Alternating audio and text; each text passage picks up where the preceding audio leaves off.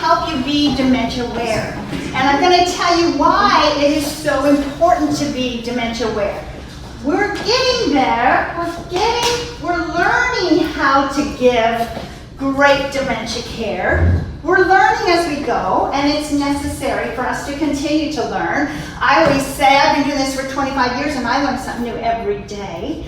So I am you all get a big gold star. I wish I had those sticky ones we used to get from our teachers. I put it right on your forehead. Because as you become more dementia aware, you're going to see the importance of spreading this important message, because it only enhances the already credible work that we are doing. And why do we need to be dementia aware? Because as a society, we don't perceive dementia in a way that is helpful for not just that individual who has dementia symptoms, but the family members and the staff that we are expecting them to give care, to connect, to communicate with that person who has dementia symptoms, and to help those families understand this journey as well. So I want to give you just a different perspective in the little bit of time that I have here. And then we're going to talk about why it's important to change our perspective. Why do we need to become dementia aware? And not just us. It has to be everyone. So when I do dementia aware trainings, for example, here at Hollenbeck, like Patricia told you, I train everyone in the assisted living and independent, of course, here in the memory care portion. I train the facilities, I train the housekeepers, I train the leadership, because it has to be at the top, kind of rolling down. When you throw that pebble into that lake of dementia, the ripples continue to go out throughout the entire lake. So we have to know how to manage that. So today, I want to help you understand, first of all, where this all starts, where this impact, where this demand happens with that family caregiver. How does it affect that family caregiver when they start to see over time their loved one beginning to show dementia symptoms? And it's hard for them to understand, because everything starts to slowly change. The way they communicate, the way they get things done, all of that starts to change. We're going to talk about why that happens. But I want to start by telling you the story of Peggy, who was indeed that family caregiver. Now, I'm going to go all the way back to the very beginning. Many, many years ago, when Peggy was only 17, she lived in a small little farming community, and they would have, in this farming community, all the farming communities around the area, they would get together once a month for a little square dance. And so, on the night of that particular monthly square dance, Peggy's friends got her all gussied up and pushed her into the square dance hall that night. She was a rather shy girl, and she didn't really want to go, but her girlfriends insisted that she come and take part in this monthly hoedown and socialize, and everyone kind of looked forward to that, because they were often isolated on their farms and ranches. So once a month they would just come together and party and have a great time. So her girlfriends pushed her into the square dance hall that night, and there happened to be a guest square dance caller there from one of the other little towns. And Peggy took one look at this young man, his name was Jack, who was calling that dance that night. She turned to her girlfriend and said, "Oh my goodness, that man's so handsome, I'm going to marry that man." And her girlfriends all said, "Oh no, you won't, you're too shy." But she went up, she introduced herself, she was seen talking and flirting with Jack throughout the whole evening. And before the end of that square dance that night, Jack asked Peggy out on their first date. They began to date over the next year, fell madly in love. So on Peggy's 18th birthday, Jack and Peggy eloped. Now they had a long, wonderful, magical life together. They had 5 healthy children of their own. And as Peggy was raising those children, those babies, she found that she was a true caregiver at heart. She loved caring for children and babies. That was her calling. So she began to also invite foster children in need to her home, and before it was all said and done, she not only raised her own 5 healthy children, she helped to successfully raise over 20 foster children, and every one of those 20 foster children had special care needs, and she would always find a way to connect and care for them properly. She truly had that gift, and she managed to raise all of them successfully.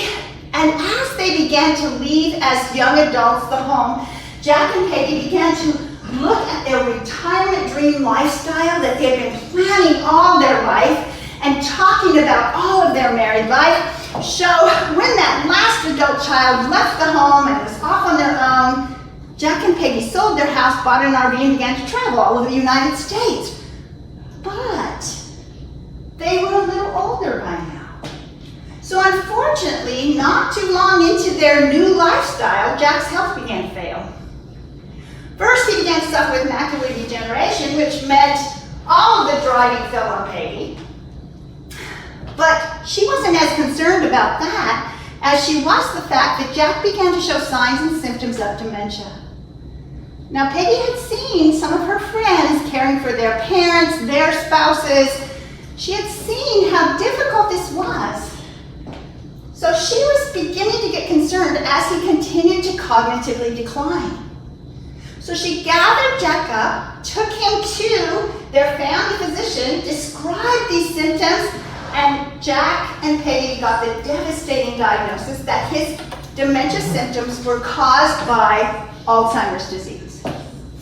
Peggy knew enough about that. She knew it was going to get worse.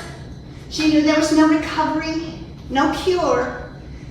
And so, using her instincts as that good caregiver, she changed their lifestyle so she could care for him better. They sold their RV, they bought a little house in a small town. She alerted her family that these changes were happening, and they all said, if you need help, you let us know. And she said, yes, I will alert you. And at first, she was doing okay. She was that caregiver at heart.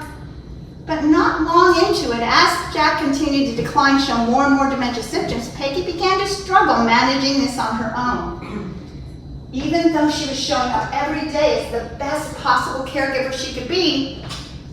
So she began to communicate with her family, telling them what she was seeing, what she was struggling with. She described some of these symptoms. Jack had now begun to wander.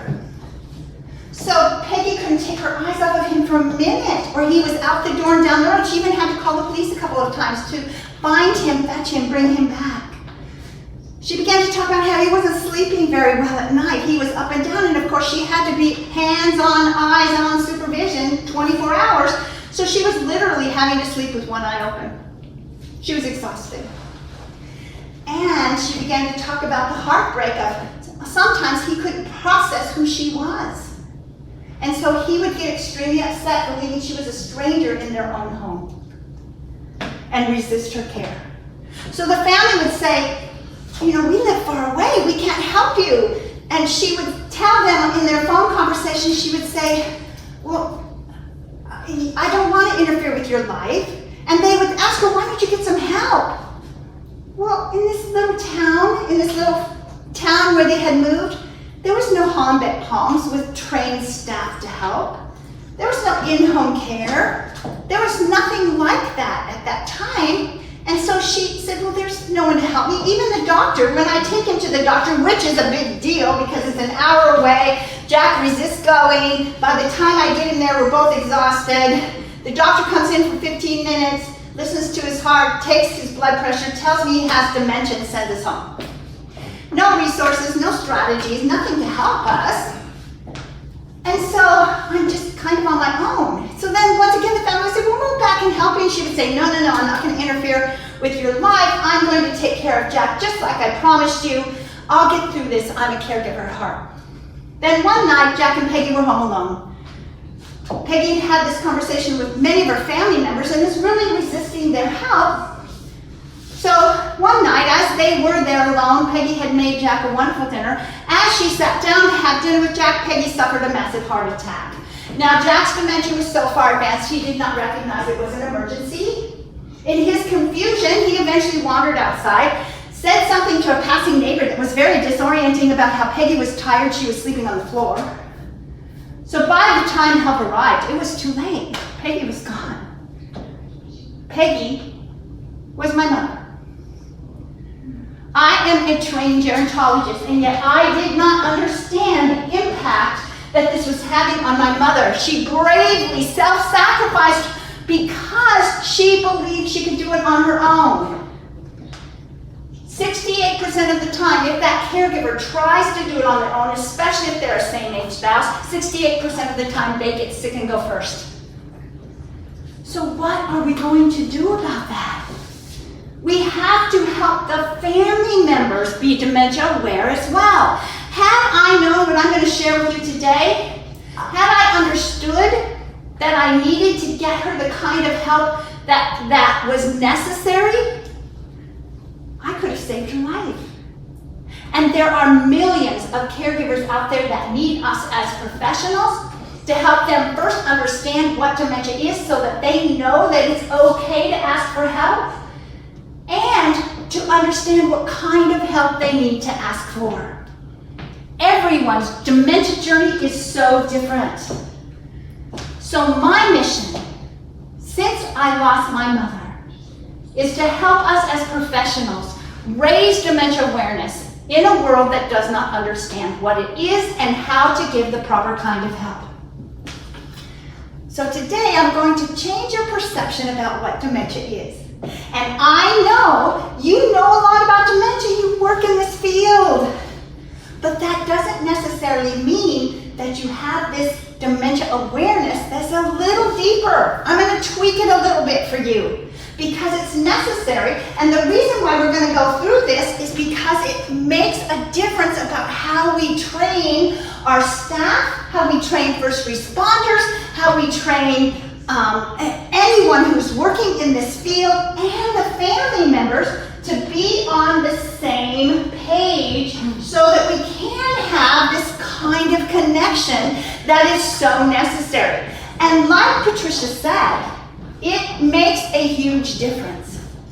When I have had the opportunity to train like I've trained here, the difference is amazing. You will feel it, you will see it, you will hear it from the families, and you will observe it in every single person who is here being cared for in a dementia-aware way. So, I go in and I train entire communities, their first responders, their leadership, all their entrepreneurs, everyone. When they have this kind of training, it is an amazing revelation to all of them. I know if you ask anyone here at Hollenbeck, the difference, I was just talking with the chef earlier, he said it made such a difference in the way he even provides food for them. It is a complete change to give us that appropriate, competent, and sensitive dementia awareness. And I can bring that to everyone. We can bring that to everyone. I always say at the end of my presentation, go forth and help the world become dementia aware because it's so important. So, I want to talk a little bit about what dementia is. So I'm going to ask you, if I say, what does the word dementia mean? Tell me what that means. What's the first thing that comes to your mind? Forgetfulness, yes. And I'm going to go, It's not about memory loss. We've been taught that. That's what we think we see. But it is so much deeper than that. Dementia is so much more than just simply memory loss. And I'm going to talk about that here in just a minute. And the word dementia is not a diagnosis. It is an incomplete sentence for you to say, oh, Mrs. Smith has dementia. You can't have dementia. Dementia is a list of symptoms. You can present dementia symptoms, but let me give you a little example. Let's just say that last night you went to bed and you felt fine. But imagine how you might feel if you woke up in the morning and you had horrible pain in your shoulder. You wake up and you can hardly get out of bed. If you move your arm, it's excruciating pain. You have no idea why you would be having the symptom of pain. So probably what you would do is you would call your physician, get in for an appointment, and what you would first do to help your physician try and understand what to do is you would describe the symptom to your physician. Oh, you know, it hurts right here, it's a sharp pain, and if I move my arm this way, and then your physician would hopefully listen, and then perhaps run any necessary tests, do any kind of necessary examination to figure out what is causing the symptom of pain. You don't just have pain. Pain is not a diagnosis. Something has to cause you to have the symptom of pain. That symptom of pain is saying something's wrong. And so you go to your doctor to see if they can diagnose what is wrong. That's the diagnosis. So you're talking to your doctor, you describe it, and then you stop and you wait for the doctor to take the next steps. But instead, your physician simply smiles at you and says, yes, you have pain. And the doctor writes on your medical chart under diagnosis pain and sends you home. How are you feeling now? Are you frustrated? The doctor didn't help you to find the cause and treat it, and hopefully you could have some respite from that pain.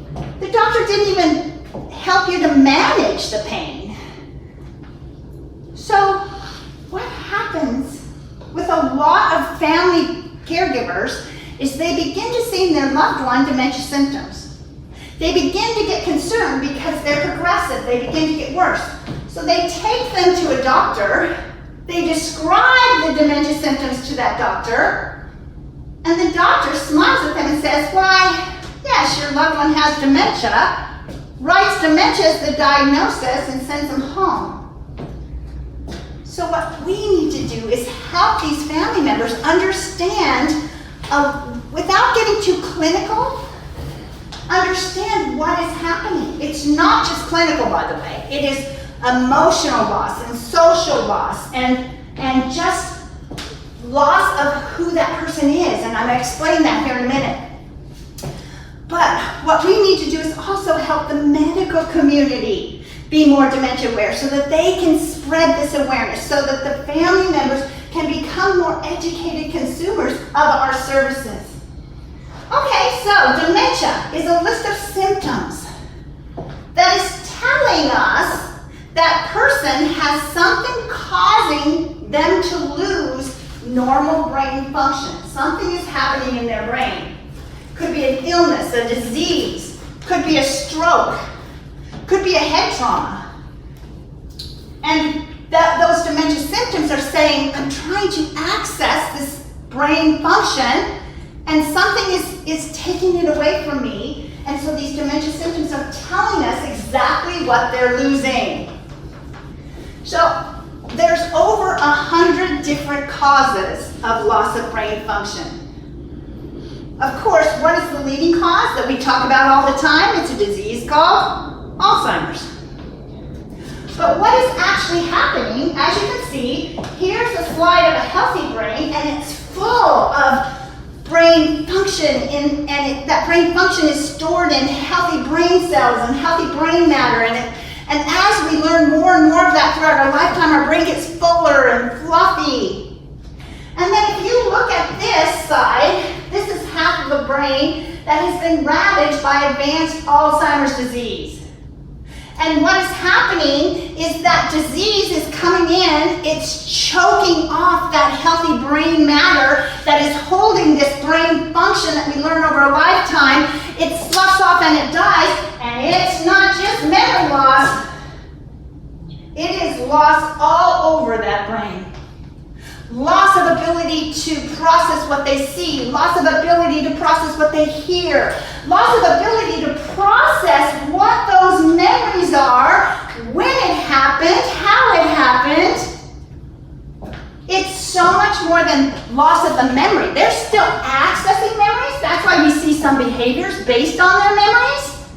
That's why we see them finding joy and excitement and quality when they access memories, and we help them to process it because we recognize what is still left. So let's go into this a little bit further. What do I mean by brain function? So infants come into this world with the ability to see. They come with the basic brain function that they can see, right? But over their lifetime, they have to learn to process the information that they are seeing, what it means to them, how to use that information, and how it makes them feel. So they have to learn that. And when they're infants, their brains are like sponges. It is just processing on high alert every single thing that they see. But they have to learn what it means. So they see mommy's face, and they begin immediately to recognize the difference between mommy's face and daddy's face. And also during that, they begin to immediately see when they see mommy's face, how does mommy make them feel? When they see daddy's face, how does daddy make them feel? You know, mommy might be providing them with feeding them, holding them, loving them. And when daddy's with them, maybe daddy's holding them and playful and making them feel joyful. And all of that is processed, and they store that information. So when they go access that memory, that learned brain function of what mommy's face looks like, along with it comes, how does mommy make me feel? The feelings are always attached. We are emotional, feeling-driven human beings, and it starts when they're infants. You know, an infant comes with the ability to hear. They hear sounds. They might hear something that alarms them, frightens them, something loud and sudden, or they might hear a lullaby or mommy's voice. And how does that make them feel? And they take each experience, each thing that they hear, how it makes them feel, and they store them together. So you access, you learn, your brain gets fuller and fluffier. It's all stored in those precious brain cells like file cabinets. And you access those things together. That's what helps you make sense of these billions of pieces of data that come to you. Your brain is constantly making sense of all of that. And it is so experiential how all of this is making you feel. That's what drives us. So it's important to understand that, because also an infant comes with the ability to move. They can move their arms and their legs, but they have to learn the specific learned brain function of balance and coordination in order to crawl and walk. Every time you get out of a chair as an adult, you're using that learned brain function you learned as a toddler, that balance and coordination, to safely move across the room. You get out of the chair, you utilize that learned brain function to walk, to coordinate, for balance. And how does that make you feel as an adult? Independent, self-sufficient. You access it on autopilot. You don't think about it. You don't say, right foot forward. You just do it. It's stored in your brain. It's precious, priceless information you have learned over a lifetime. So what happens, once again, if we get that loss of brain functions, such as Alzheimer's, where it's affecting all those different places in the brain, then we start to see these dementia symptoms. It's directly related to where in the brain they are losing it. So if we lose our ability to process what we're seeing, and our brain is confused when it sees something and can't process it and make meaning out of it, we begin to hallucinate. Our brain's trying to make sense of it, but doesn't have all the information. And that is a dementia symptom that often goes unrecognized as a dementia symptom. But the one that really surprises me so much, because this can happen over a very long period of time, average loss, the pace of loss, even with Alzheimer's disease, is anywhere between 2 and 20 years. Everyone loses, and they still continue to have enough brain function that often it is disguised. But one of the ones that I hear often is that loss of balance and coordination. That tends to happen very early. This is how I hear it from family members. They'll say, you know, you're right, Mrs. Dementia Whisperer. That's absolutely true because 10 years ago, you know, my dad, before all of this began to show up, he was an athlete, very coordinated, played softball, went hiking. But about 10 years ago, he suddenly began to get clumsy. And we just called it old age, right? So it got worse over time. His gait began to change. He began to have a lot of unexplained injuries from falls around the house. He just declined in his ambulation. We didn't recognize it as dementia. We were waiting for him to start forgetting. He never forgot. He just simply was then diagnosed with Parkinson's disease. Now, Parkinson's, that particular disease, often attacks ambulation, that balance and coordination portion of the brain first. So families are confused because they're thinking, well, that's not dementia. It is dementia. Loss of balance and coordination and their gait changing is a very early sign of dementia that could be caused. Alzheimer's does that too. Parkinson's, Lewy body. Many of them do attack that portion long before they start to take away what we often are looking for, like memory loss. Okay, so, we learn these over a lifetime, but it's almost like they're unlearning them, going backwards slowly over time. And so it's permanent loss. It's progressive loss. And unfortunately, as much as we would like to, we can't stop it, fix it, or change it.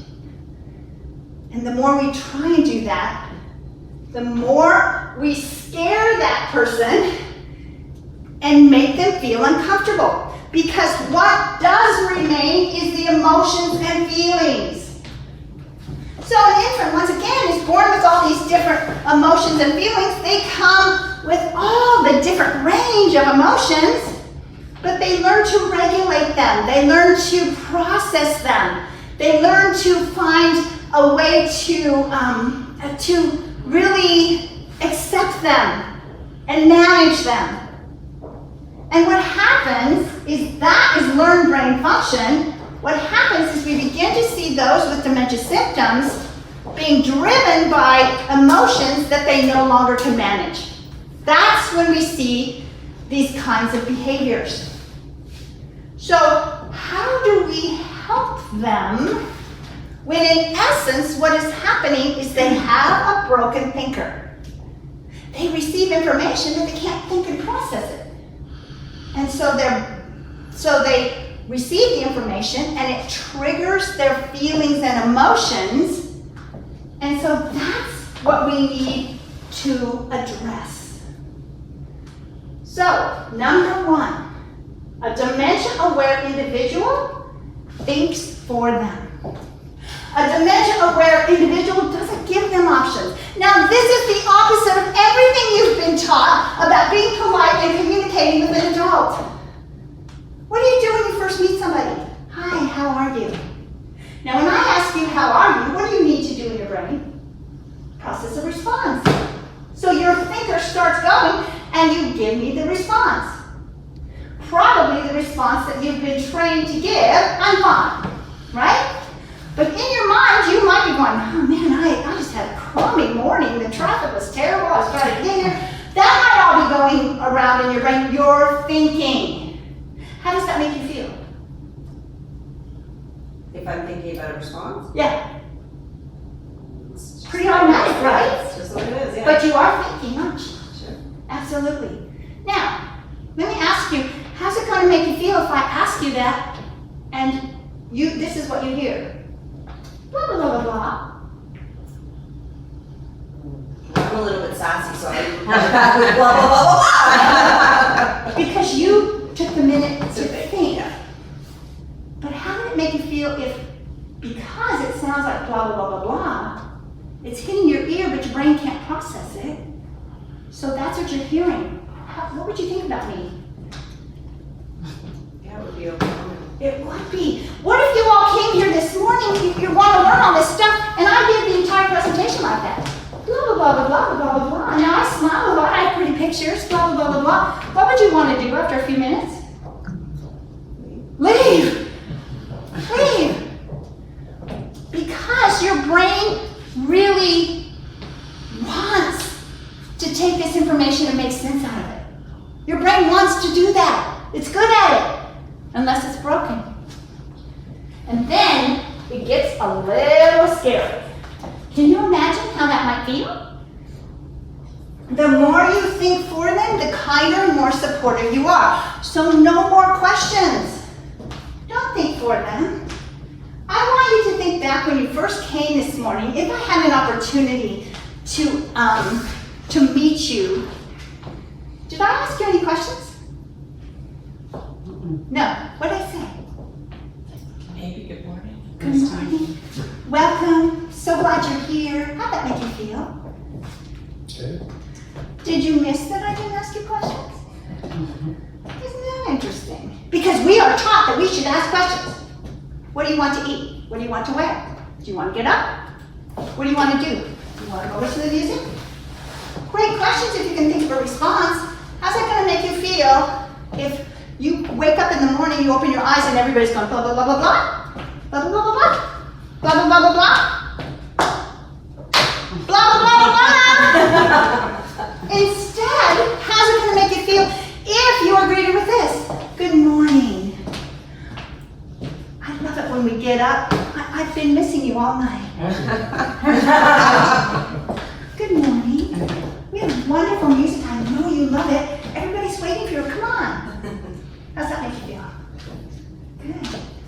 It is a change in perception that is amazing. And you will see it in our dining service. You will see it everywhere.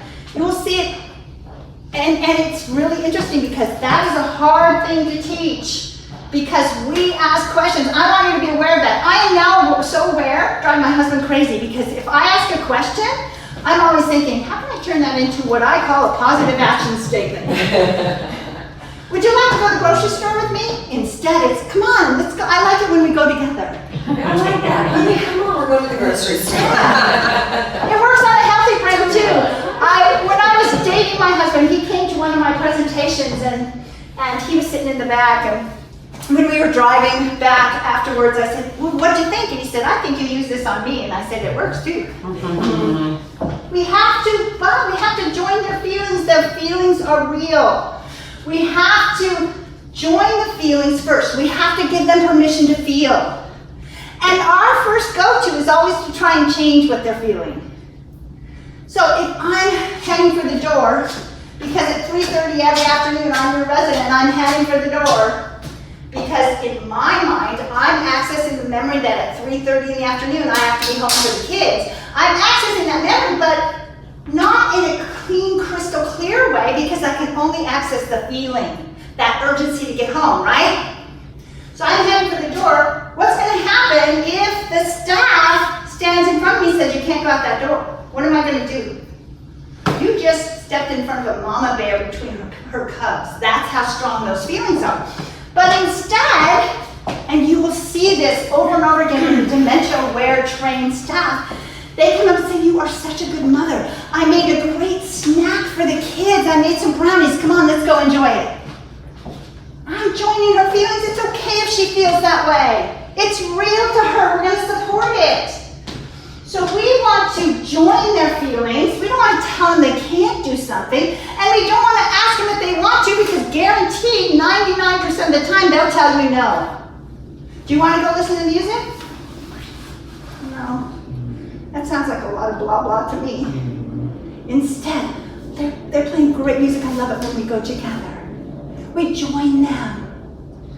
So, that is one of the hardest skills to teach, but when you walk out of here today, I want you to start using this. It is so powerful. And when you help the families to understand, those of you that are in placement, what happens when the family says, well, how do I tell them they're moving? Well, you don't say, would you like to move to Hollenbeck Palms? No. But, come on, I found this great place. I love it. You're going to love it. Come on, let's go. Well, where are we going? Let's go have lunch. Let's go have lunch.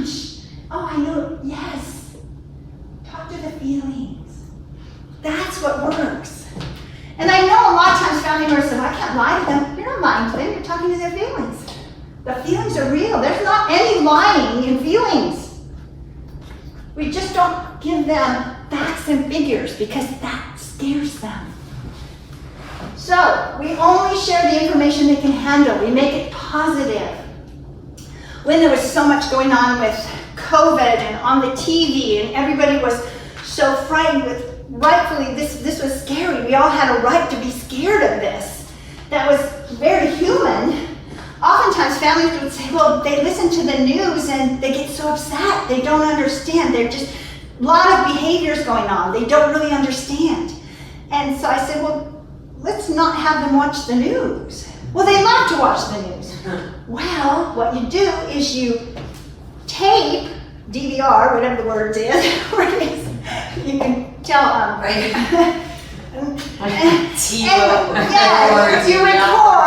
you record a really nice news show. You know, CBS Sunday morning, something that's really positive, and you play that over and over again. Oh, let's watch the news.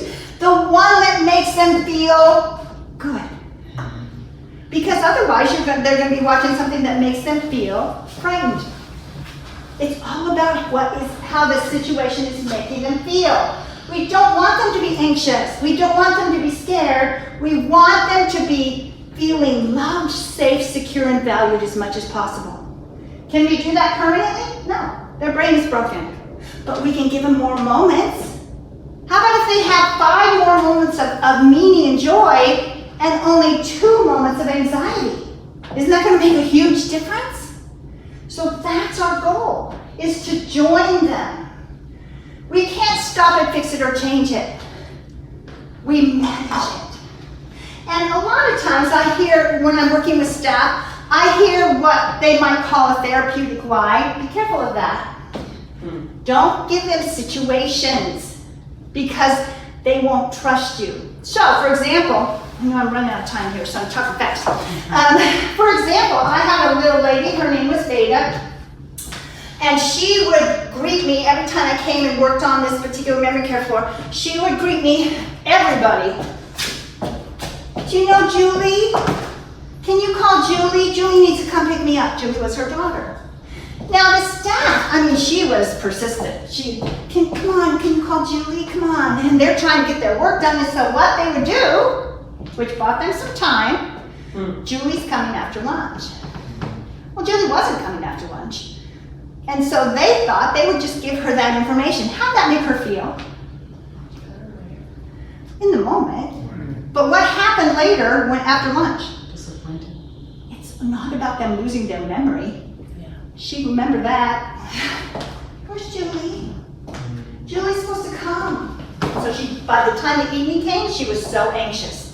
I said, stop talking about the event or the behavior. Talk to the feelings. What is she feeling? Alone. And she misses Julie. She loves Julie. She feels abandoned.